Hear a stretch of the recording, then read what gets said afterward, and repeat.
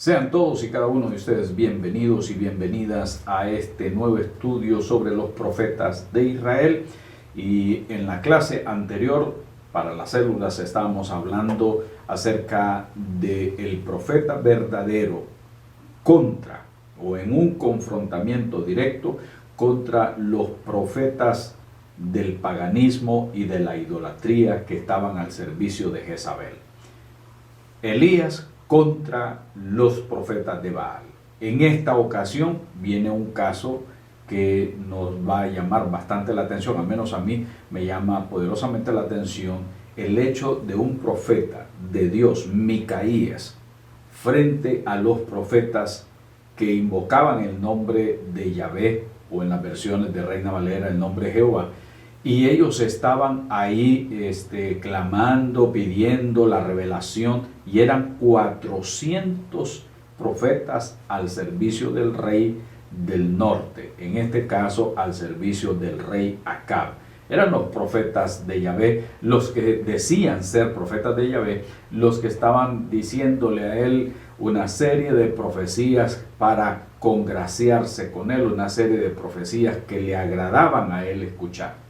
Pero el rey del norte recibe la visita del rey del sur, y en esa visita, en este caso Josafat, en esa visita aprovecha para hacerle ver de que hay una vieja deuda con Siria que quedó hacía 3 años de devolverle una de las tierras prósperas, en este caso Ramot de Galaad, y aprovecha la visita y le dice: bueno, mira, ¿no te acuerdas que esas tierras el rey de Siria quedó de devolvernos? Aunque él le menciona, ¿acaso Ramot de Galaad no la podemos nosotros recuperar, no la podemos tener? El diálogo que se va dando es interesante entre ellos, y entonces Josafat en este caso le responde de que cuente con él para todo. Ahí tiene sus caballos, ahí tiene sus carruajes y todo esto de guerra.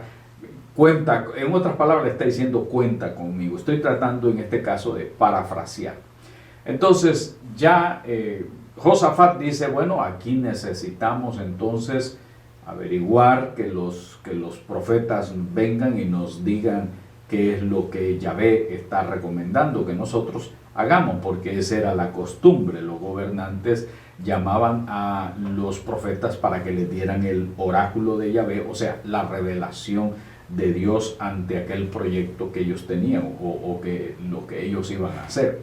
Entonces vamos a ir a la guerra, llama a tus profetas, llama y consultémosles a ellos. Y los 400 profetas aparecen en escena diciéndole: hay que ir, esta es una situación de éxito, el Señor te va a dar a ti la victoria por sobre todas las cosas, sube que el Señor te va a entregar la ciudad que tú estás pidiendo en este caso. Pero entonces Josafat le dice: bueno, estos son todos, hay alguno más, hay algún profeta más a quien consultar. Y entonces aquí viene el punto interesante. Acab le dice: hay uno, pero no está mencionando en este caso Elías, está hablando uno que está lejano. Hay uno, y es Micaías. Pero yo no quiero consultarle porque Micaías, todo el tiempo que yo le consulto, me dice cosas que no me gustan, y cosas que no quiero oír son las que este varón, este profeta viene y me dice. Si yo le consulto a él, él me va a decir las cosas que yo no quiero oír, las que yo aborrezco, y solamente mal me habla él. Entonces se quedaron sentados ahí los reyes y los 400 profetas profetizándole y todo eso, mientras iban a traer, porque mandaron, el rey Josafat mandó a traer a Micaías. Le dije: yo quiero escuchar a Micaías en este caso. Y entonces se van a traerlo. Y aparece entonces Sedequías, oiga bien, Sedequías, que podría caracterizarlo como el líder de los profetas. Sedequías aparece en escena poniéndose unos cuernos de hierro, y así ha dicho el Señor Yahvé, así ha dicho Jehová, como dice la Reina Valera: con estos cuernos cornearás a los sirios y los vas a acabar completamente a todos, hasta que los acabes a todos. Y entonces los profetas también, los otros 400, decían: sí, sube, Ramot de Galaad va a ser tuya y vas a ser prosperado, porque todo lo entregará Yahvé en tus manos. como mandaron a traer a Micaías mientras esto estaba pasando, alguien le dice a Micaías, mire, tienes que seguir, esto es lo que él le está diciendo al rey, y prácticamente le dice, síguenos la corriente a todos los otros profetas, que eso es lo que le estamos profetizando. Entonces viene Acab y le pregunta, qué es lo que tienes que decirlo? Y entonces él dice, bueno, si los profetas han anunciado al rey todas esas cosas, pues eso es lo que va a acontecer también. Y Micaías dice, el Señor ya ve, el Señor va pues a darle al rey la victoria, ya que van a ir a pelear a recuperar Ramot de Galaad. Entonces sube y vas a ser prosperado y el Señor te va a entregar todo en tus manos. Y entonces Sedequías estaba ahí escuchando con esta situación y ya le estaba hablando sobre los cuernos y todas las demás cosas, y ellos decían, bueno, nos van a entregar, vamos a tener la victoria supuestamente, pero el rey como que no se tragó el cuentecito y decía, no, aquí hay algo que no está bien. Micaías me está diciendo lo mismo que están diciéndome los otros. Entonces viene y presiona y le dice de una sola vez que le diga la verdad. Dime la verdad, como que está dudando, porque como que olfatea que le está siguiendo la corriente a los otros profetas. Así que lo presiona y le dice, dime la verdad de esta situación. Y entonces él le dice, bueno, yo vi a todo Israel esparcido por los montes como ovejas que no tienen pastor, así los vi. Y así dice el Señor, vuélvase cada uno a su casa en paz. Y el rey de Israel pues estaba ya que no aguantaba, y dice, yo sabía que este no me iba a decir nada bueno, sino solamente el mal. Y ustedes pueden ver todo esto ahí en 1 Reyes capítulo 22. Entonces el texto nos dice a nosotros, o nos hace ver también a nosotros, o nos enseña a nosotros, en la revelación que está dando Micaías, que todos los ejércitos del cielo estaban alrededor de Yahvé, y él preguntaba qué va a pasar para que Acab vaya a Ramot de Galaad, y ahí pues él termine en este caso su existencia. ¿Y qué es lo que pasa? Dice que apareció un espíritu y dijo, yo voy a bajar como espíritu de mentira sobre esta gente. Y entonces eso causó una tremenda sorpresa. El que les dije que era el líder de los profetas reaccionó, el de los 400 profetas, reaccionó y le pega en la cara, lo abofetea. Este profeta Sedequías, piense bien, es un profeta que ha estado profetizando a nombre del Señor, y le pega porque se enardeció, se enojó, y a dónde se fue el espíritu que estaba en mí para que se vaya sobre ti, para que tú profetices todo esto. Entonces aquí ya se da el confrontamiento. Este profeta perdió el control, se vio amenazado, su orgullo, su arrogancia o una situación de ego. En este caso Micaías estaba cumpliendo lo que el Señor le había mandado. ¿Y cuál cree usted que es la reacción del gobernante? Llévense preso a Micaías y de una sola vez, y encarcélenlo, y que coma pan de angustia y toda esa situación. Y es lo que nosotros llamamos cuando el gobernante se siente amenazado con la verdad, no le queda más camino que la represión contra el que dice la verdad. Por eso decía, échenlo a la cárcel y mantenerlo a pan de angustia hasta que yo vuelva, y que vuelva en paz. Y de una sola vez sale Micaías y dice, bueno, llévame a la cárcel todo lo que tú quieras, pero si tú regresas es que realmente el Señor no ha hablado, pero tú no vas a venir. Es prácticamente lo que está diciendo. Entonces, finalmente pues vemos nosotros en la historia cómo muere también Acab, y cómo Micaías tenía razón en cuanto a lo que él decía. Y entonces vemos nosotros aquí un confrontamiento, una lucha entre el hombre aquel humilde, reservado, alejado, Micaías, y los 400 profetas que estaban viviendo bien, que estaban bien cómodos, que estaban a lo mejor con buen sustento y todo esto. Y Sedequías, como líder quizás de ellos, estaba también bienísimo, queriendo quedar bien con el rey. Y es lo que nosotros llamamos cuando la sal pierde su sabor y cuando el que era auténtico termina siendo ya falso. Quizás comenzaron bien, pero terminaron completamente mal. Y ahí es donde Micaías le dice a Sedequías: mira, tú vas a andar de casa en casa y te vas a andar escondiendo por esto que ha acontecido, por la falsedad de tu mensaje. Prácticamente le está dando a entender. Así que aprendemos varias cosas de este acontecimiento. Aprendemos varias cosas de esta situación. Una de ellas es que no siempre la mayoría religiosa tiene la razón. Y eso es una cuestión que nos sorprende, porque hasta en algunas iglesias las mayorías toman decisiones que no están de acuerdo con la voluntad de Dios. Por eso hay que consultar a la palabra de Dios, qué es lo que nos dice la palabra de Dios, no que nos dice simplemente fulano o mengano, no, qué es lo que dice. Para nosotros los cristianos, la única norma de fe y práctica es la Biblia, la palabra de Dios. Esa es la que nos va a conducir. No que de repente apareciera una persona hoy día diciendo: así el Señor me ha dicho, me está revelando esto, me está revelando aquello. No, la revelación tiene que ir conforme a la palabra del Señor. Si no va conforme a la palabra del Señor, de seguro que es una profecía completamente falsa.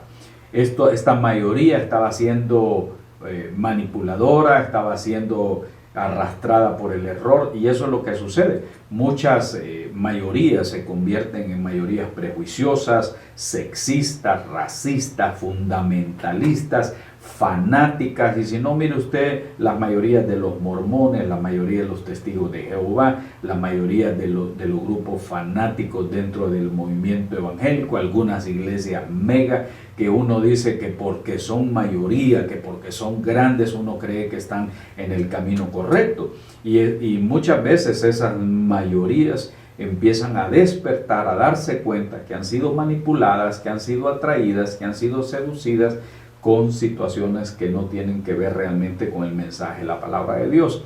Hoy se está dando una religiosidad en el mundo de satisfacer al visitante, que no sienta que está en una iglesia, que sienta que está en un campus, que sienta que está en algún otro lugar, pero no que está en una iglesia. Hasta ya no le quieren decir iglesia, le están poniendo otros nombres, eliminan de los templos todos los símbolos cristianos y toda esta situación para que la gente sienta que está en otro lugar menos en una iglesia. Y hay que tener mucho cuidado con esto, porque esas mayorías están siendo arrastradas por el camino del error y lamentablemente muchas de esas personas no logran abrir sus ojos. Así es que lo otro que aprendemos de aquí es el orgullo que había en este profeta, y así ese mismo orgullo se da a veces en algunas organizaciones donde aparece el presidente, el director de tal ministerio, de tal institución,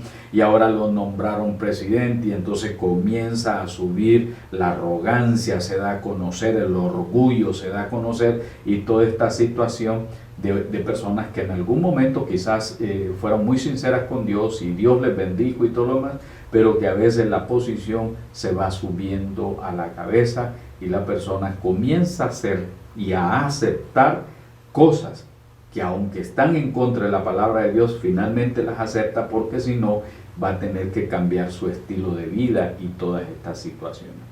Aprendemos varias cosas también, como los gobernantes acuden a la represión cuando la verdad los desenmascara, y ellos toman este abuso de poder contra la gente, contra los que sirven al Señor, y tratan de tapar lo que es justo con injusticia. Así que son muchas de las cosas. No siempre la mayoría tiene la razón. Hay que tener cuidado con los grupos arrastrados por el error. Hay que observar. Por eso se habla de tener un discernimiento de espíritu para que podamos entender cuándo los profetas se han ido por el camino de la falsedad. Por ejemplo, un falso profeta no le dice a los gobernantes lo que tiene que decirles, sino que los lisonjea, les dice lo que ellos quieren escuchar y les dicen lo que es más popular y aceptable. Así que al mismo tiempo se toman el papel de animadores, porque aquí es donde está animando. Sí, ve, vas a tener éxito en esta empresa, vas a lograr salir adelante. Es como en los tiempos nuestros ahora, donde ya no se da el mensaje de la Biblia, sino que los líderes, pastores y escritores cristianos han convertido ya lo que es el papel de la iglesia de ser desenmascaradora de la mentira y proclamadora de la verdad. Ahora se ha convertido en una iglesia de animación. Saca el campeón que hay en ti, tú puedes lograrlo, este es el éxito, sueña en grande, vas a lograr esto, vas a lograr lo otro, como una especie de animadores de farándula o animadores de empresas, animadores de marketing, animadores al fin y al cabo. Sus mensajes son: tú puedes lograrlo, tú puedes conquistar. Y yo he oído líderes que dicen: vamos a conquistar esta tierra y vamos a lograr tomar toda la ciudad. Y se pasan los días, se pasan los años y hasta mueren. Y eso de tomarnos la ciudad realmente no fue más que una profecía de ojos vendados, ciegos a lo que realmente Dios quería hacer. Algunos dicen: tenemos que poner profetas en las posiciones gubernamentales, tenemos que meter gente nuestra en los gobiernos para que este mundo cambie, etcétera, bla bla bla bla bla bla bla bla bla, y nada de eso pasa, sino que lo que están buscando es conquistar, sí, pero posiciones, conquistar sí, pero poder político, conquistar sí, pero una situación económica. Ahora, otra señal es cuando los profetas falsos se dan a conocer, cuando se enojan al ser confrontados con la verdad. Se les dice la verdad y se enojan y se les ponen las orejas rojas, se ponen completamente colorados y empiezan a decir palabras de todo tipo. Entonces, ¿cuándo se reconoce o cuáles son las características de un profeta verdadero? Cuando en primer lugar lo que quiere decir es la palabra de Yahvé. No le interesa nada más, lo que le interesa es la palabra de Yahvé y decirla a toda costa. Y un profeta verdadero siempre está diciendo la verdad, y no siempre al decir la verdad es agradable. Es decir, los profetas verdaderos están condenando el mal, no lo están justificando. Y ellos están dispuestos a sufrir las consecuencias cuando dicen la verdad. Así que la profecía tiene que ser basada en la verdad. A manera de conclusión, desafortunadamente hay muchos profetas falsos en nuestro medio. Basta con escuchar predicadores en radios, predicadores en la televisión, y vemos nosotros, cuando usted esté viendo que una persona se convierte simplemente en un animador, ya sea hombre o ya sea mujer, ya usted sabe que esta persona no está proclamando el poder de Dios, sino que está tratando de dar un mensaje humanista. Tú puedes lograrlo. Este es el éxito. Puedes ser gran empresario, tú puedes ser un gran profesional, tú puedes ser esto, tú puedes ser lo otro. No está diciendo lo que Dios quiere y lo que Dios puede hacer de cada uno de nosotros. Es decir, nuestra fuerza está puesta en Dios y lo que Dios quiera abrir de puertas para nosotros. Amén y gloria a su nombre. Claro que sí, tenemos que prepararnos, tenemos que estudiar, tenemos que llegar a tener ciertas posiciones que Dios nos va abriendo el camino y nos va ayudando para que se cumpla su propósito en nuestra vida. Eso sí, no quiere decir que nos estamos cerrando a que debemos de asumir nuestros deberes y responsabilidades educativas, profesionales y en los puestos donde Dios nos quiera poner. Lo que hacemos énfasis es que no debe ser el mensaje simplemente humanista basado en las capacidades de tal o de cual persona, sino el mensaje de nosotros es el mensaje de la verdad, le incomode a quien le incomode. Es el mensaje de dependencia del poder de Dios. Es el mensaje que tiene que ser fiel a la palabra que Dios ha revelado, más que quedar bien con las demás personas.